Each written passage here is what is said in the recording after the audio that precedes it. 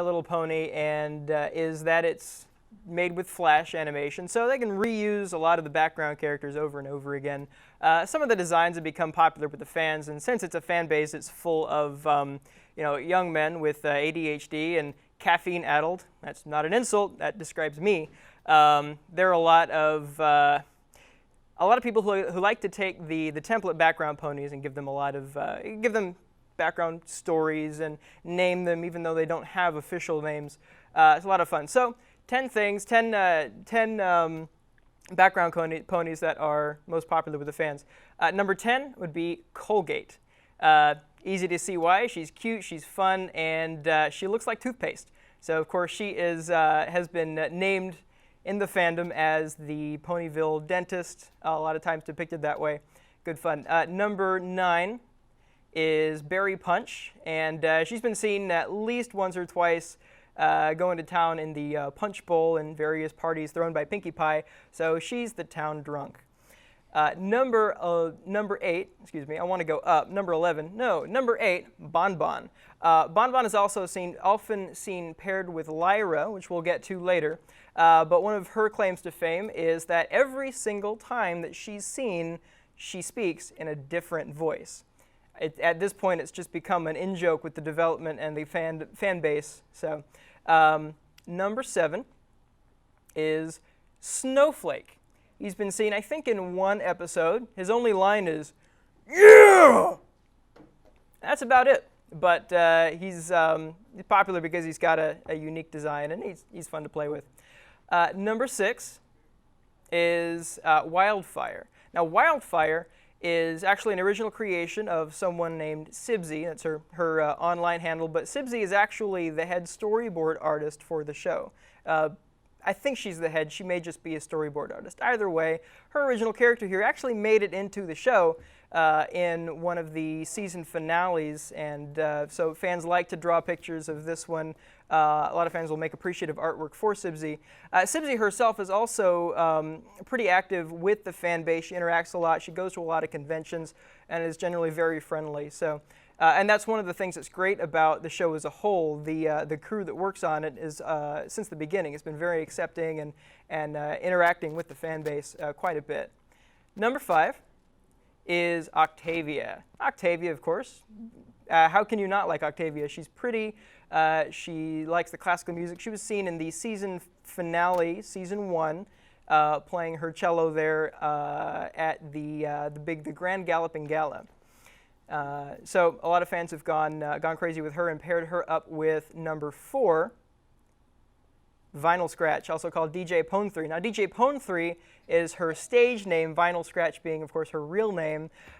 She was seen in one episode for a total of about, I think, 5 seconds, but she's just such a cool design that the fan base went ahead and they named her.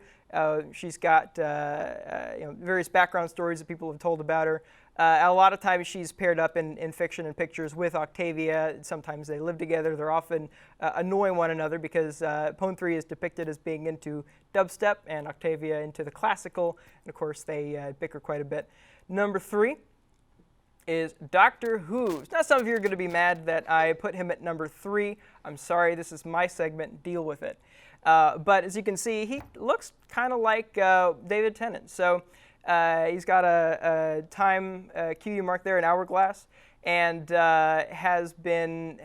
There was one episode a while back where there was a contest between the main characters and the villains. It was a timed contest, and they needed someone to keep the time. And so the animators, just for fun, threw Dr. Hooves in there as the one keeping the hourglass. So again, a little bit more of that back and forth between the creators and the fan base, and the creators running with ideas that the fan base has had. So Dr. Hooves is by far one of the most popular background, non-official characters in the show.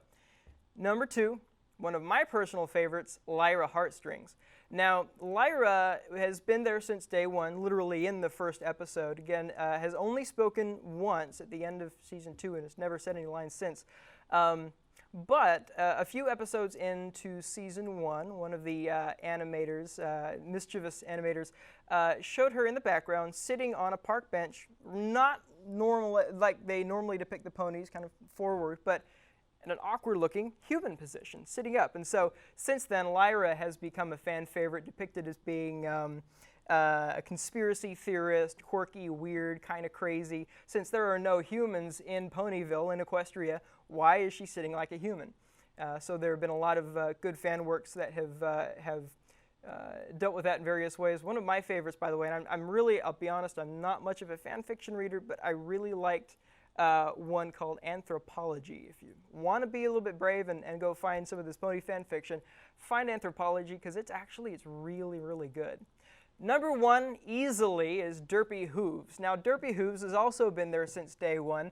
She was seen briefly at a party scene in Ponyville, and one of the animators, again, was a little bit mischievous and crossed her eyes, thinking that she would actually be covered up. But the layout changed last minute, and those crossed eyes, she was uncovered. And so back when people first started noticing that the show was actually pretty good on 4chan, someone noticed Derpy Hooves, and she was named right away.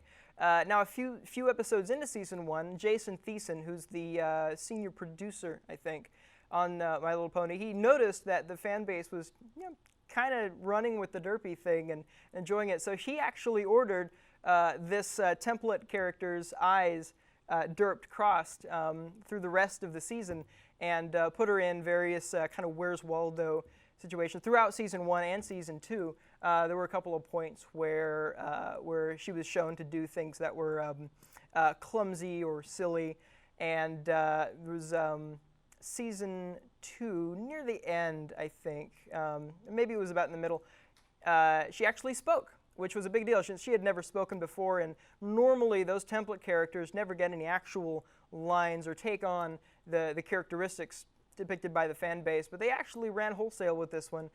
She's gone into hiding for a little bit because there was a little bit of a ruckus with her being a little bit offensive. Some parents weren't too happy, but hopefully she'll make a return here in upcoming Season 4.